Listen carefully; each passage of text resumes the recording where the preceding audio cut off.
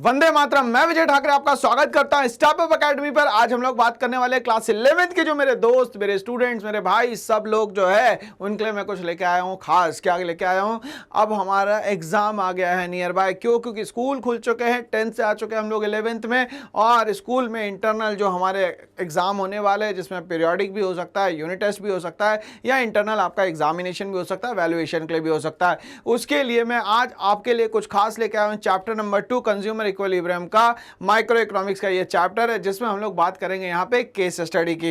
इस case study में आपको एक पूरा पार्टिकुलरली एक फॉर्मेट दिया जाएगा, स्केड्यूल दिया जाएगा, उसको पहले फिलअप करना है और फिर उसके बाद उसकी कहानी हम लोग को आगे बढ़ानी है। तो चलिए भैया, बहुत इंपॉर्टेंट टॉपिक आज हम लोग डिस्कस करने वाले। सफरनामा में स्टार्ट होता है केस स्टडी बेस्ड क्वेश्चन। चलिए, तो केस स्टडी बेस्ड क्वेश्चन में ये पूरा का पूरा आपको ये स्केड्यूल दिया गया है। क्वेश्चंस के बारे में क्या बोलता है? Read the following hypothetical information carefully and answer the following 1 to 6, मतलब 6 क्वेश्चन दिए गए हैं इस स्केड्यूल के बेसिस पे, on the basis of the same. अब ये हमें याद रखना है। चलिए, तो अब इसमें यहाँ पे कुछ चीजें जो है दोस्तों यहाँ पे गायब है। गायब है मतलब ये क्वेश्चन मार्क है, ये भी क्वेश्चन मार्क है, ये भी अब यहाँ पे क्वेश्चन मार्क है दोस्तों। ठीक है, चलिए अब यहाँ पे दो डेटा दिया गया, एक तो टीयू दिया गया, एक एमयू दिया गया। हमें एक चीज पता होनी चाहिए कि टीयू का फॉर्मूला क्या होता है। तो टीयू का फॉर्मूला होता है दोस्तों यहाँ पे एन, यहाँ पे हम लोग जो भी कमोडिटी है उसको यहाँ पे ले ले पहले। तो यहां पे हम लोगों ने टीयू को लिया, टीयू इज इक्वल टू होता है U1 plus U2 plus U3 up to so on U in terms of N। या तो मैं टीयू के लिख सकता हूं यहां पे summation of marginal utility is known as total utility. चलिए हम लोग आगे बढ़ेंगे यहाँ पे। अब हम लोग जैसे ही मार्जिनल यूटिलिटी पे आते हैं तो मार्जिनल यूटिलिटी के दो फॉर्मूले होते हैं, delta TU upon delta Q, और इसका एक और फॉर्मूला होता है MUN is equal to TUN minus TUN minus 1। इस तरीके से दो फॉर्मूले हैं। अब एक बात और मैं बता दूं आपको कि जैसे जैसे आप टीयू में डिडक्शन लगाते जाएंगे तो एमयू बनता जाएगा, जैसे जैसे एमयू को ऐड ऑन करते चले जाएंगे तो आपका बन जाएगा दोस्तों यहाँ पे टीयू। ठीक है ना? तो ये कैसे प्रूफ हो रहा है भैया? इस तरीके से ये प्रूफ हो रहा है। चलिए, तो हम लोग ये जो फिल इन द ब्लैंक्स है, जो खाली रखा हुआ है कंटेंट, उसको भरने की कोशिश करते हैं। ठीक है, चलिए ये पहला 10, ये पहला 10 दोनों इक्वल है। ठीक है भाई, अब यहां पे मैंने कहा कि टीयू में आप लगाओ डिडक्शन और एमयू में लगाओ एडिशन। तो एमयू में एडिशन लगाने के लिए हमारे पास कुछ है ही नहीं, बट यहां पे हम लोग टीयू में डिडक्शन लगा सकते हैं। तो 18 माइनस अगर 10 करता हूं तो मैं यहां पे दोस्तों आ जाती है वैल्यू मेरे पास 8। ठीक है ना भाई? तो ये आ गई मेरे पास 8 वैल्यू। आगे बढ़ते हैं यहाँ पे। बाकी अगर हम लोग देखें तो ये क्या हो गया भैया? 10 प्लस 8 हो गया ये 18। ठीक है ना? चलिए भाई, ये हो गया हमें क्लियर। अब हम लोग आगे बात करते हैं कि 18 प्लस 7 अगर करेंगे तो ये हो जाएगा 25। अब 25 प्लस 6 करेंगे तो ये क्या हो जाएगा दोस्तों? 31 हो जाएगा। 31 प्लस 3 करेंगे तो 34 हो जाएगा, और 34 प्लस 0 करेंगे तो ये वापस कितना हो जाएगा दोस्तों? यहाँ पे 34 हो जाएगा। तो इस तरीके से हम लोगों ने ये जो भी वैल्यूज मिसिंग थी वो सारी की सारी फिल्डअप यहाँ पे कर ली। अब इसके बेसिस पे अगर हमसे कोई क्वेश्चन पूछेगा तो हमें याद रहना चाहिए। तो हम लोगों ने क्या क्या कर लिया भाई? यहाँ पे जो सेकेंड यूनिट थी, सेकेंड यूनिट हम लोगों ने लिख दी यहाँ पे 8। ठीक है, एमयू की सेकंड यूनिट 8 है। उसके बाद फोर्थ यूनिट जो है टीयू की वो है 31, और सिक्स्थ यूनिट जो है वो 34। मतलब 3 यहाँ पे हमारे पास आंसर यहाँ पे आ चुका है दोस्तों। ठीक है ना? चलिए, तो हम लोग यहाँ पे तीनों आंसर को एक बार लिख लेते हैं कि जो हमारी सेकेंड मार्जिनल यूटिलिटी की जो वैल्यू है वो है यहाँ पे दोस्तों 8। उसके बाद यहाँ पे मैंने लिखा कि जो फोर्थ यूनिट है किसकी? टीयू की, वो है यहाँ पे 31, और यहाँ पे जो सिक्स्थ है वो टीयू की जो है वो है दोस्तों यहाँ पे 34। चलिए, अब हम लोगों को ये डेटा आ गया है, मिल चुका है। अब हम लोग क्वेश्चंस पे आते हैं दोस्तों। यहाँ पे सबसे पहले क्वेश्चन पे मैं आता हूं। क्वेश्चन नंबर 1 क्या बोलता है? At second unit consume marginal utility क्या होनी चाहिए? अभी मैंने निकाली दोस्तों यहाँ पे मार्जिनल यूटिलिटी क्या होनी चाहिए दोस्तों? यहाँ पे 8 होनी चाहिए। तो आंसर क्या मेरा सही है? बिल्कुल हम लोग चेक करेंगे दोस्तों। पहले यहाँ पे आंसर सही है। हाँ, आंसर तो 100% सही है दोस्तों। ये देखिए, ये हम लोगों ने अभी फाइंड आउट करके रखा था। ठीक है ना? चलिए हम लोग आगे बात करते हैं भाई। नेक्स्ट क्वेश्चन क्या बोलता है, नेक्स्ट क्वेश्चन बोलता है at fourth unit consume total utility, fourth unit जो कंज्यूम किया टोटल यूटिलिटी क्या होगी, तो दोस्तों यहां पे आंसर होगा हमारा 31। क्या होगा दोस्तों यहां पे आंसर हमारा 31, बिल्कुल सही आंसर है दोस्तों यहां पे, तो 31 जो हो गया हमारा यहां पे आंसर हो गया।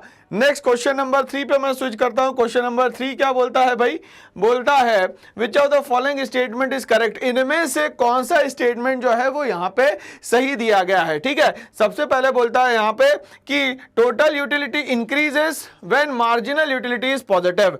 देखिए अब यहां पे तीन रिलेशन होते हैं, टोटल यूटिलिटी और मार्जिनल यूटिलिटी के। पहला रिलेशन ये होता है कि टोटल यूटिलिटी भी इंक्रीज हो रहा है, मार्जिनल यूटिलिटी यहां पे डिक्रीज हो रहा है, मगर दोनों ही क्या है, पॉजिटिव है।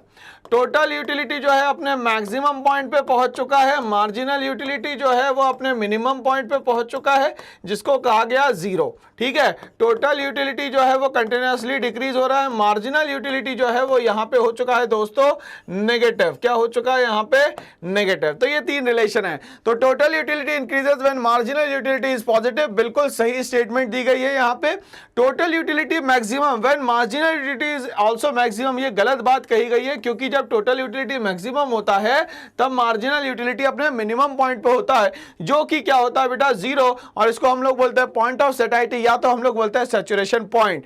थर्ड पॉइंट बोलता है total utility diminishes, total utility अगर डिमिनिश होती है, कम होती है, only when marginal utility is negative, marginal utility negative हो जाएगी। ये स्टेटमेंट बिल्कुल सही दिया गया है, ये स्टेटमेंट सही दिया गया है। इसके कारण जो आंसर है दोस्तों वो हमारा हो जाएगा यहां पे D, both statement A and C are correct.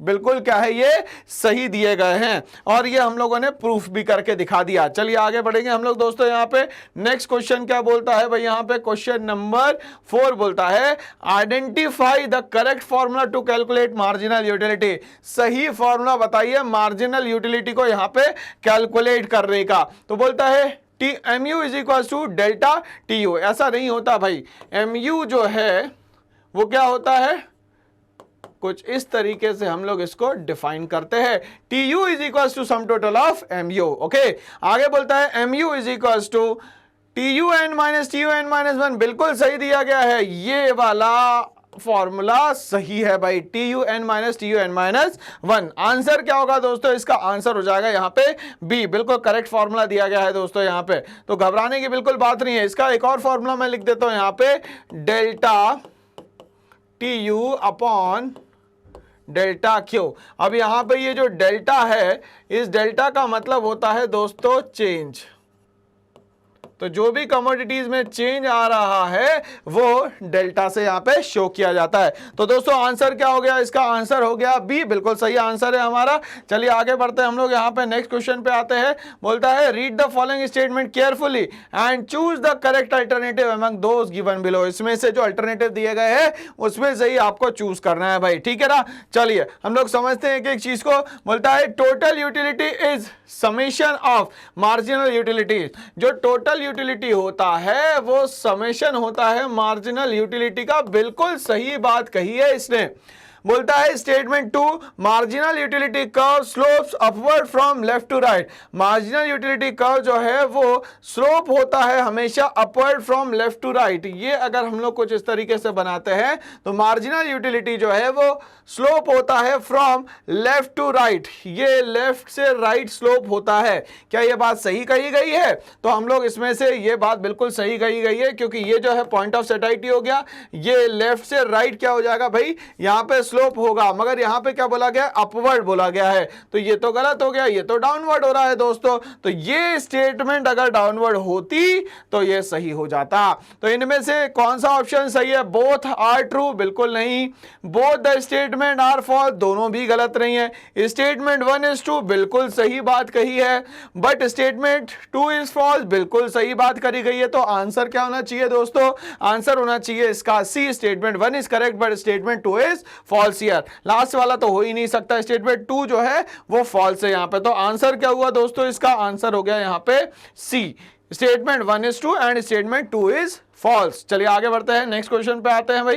Question क्या बोलता है यहाँ पे, at 6th unit consume total utility क्या होनी चाहिए। तो हम लोगों ने फाइंड आउट किया था, जो वैल्यू आई थी वो आई थी 34। क्या आई थी दोस्तों, 34। तो आंसर क्या होगा दोस्तों, यहाँ पे 34 इज द करेक्ट आंसर। तो इस तरीके से हमारी जो केस स्टडी है उसकी कहानी, उसका सफरनामा समाप्त होता है।